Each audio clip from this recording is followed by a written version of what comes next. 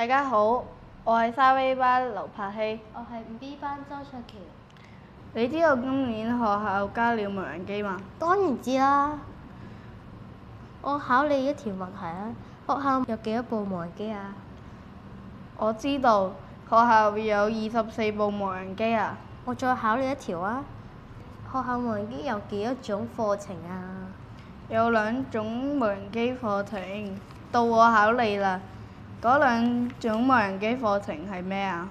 群飛表演同埋射擊比賽。有幾多部門？配件有鏡頭，佢嘅作用係感應二維碼，仲有螺旋槳嘅作用係向上、向下、向前、向後移動，仲有電池嘅作用係飛行。如果冇咗電池，會飛唔到嘅。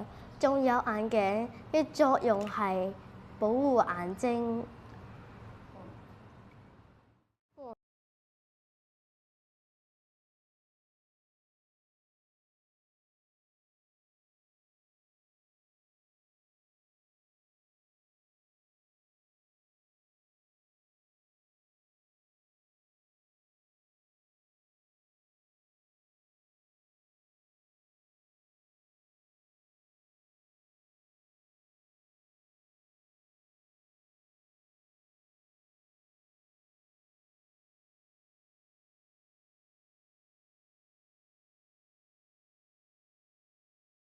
機，我哋會撳一個 Hula App，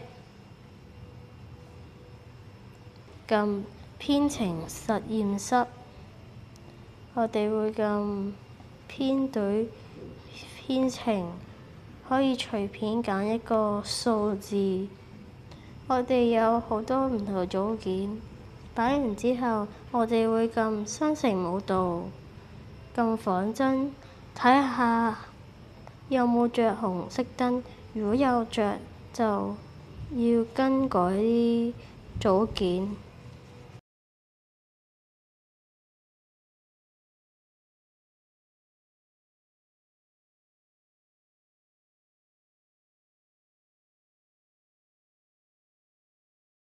大家好，我今日要介紹無人機 App 嘅單機駕駛和編程。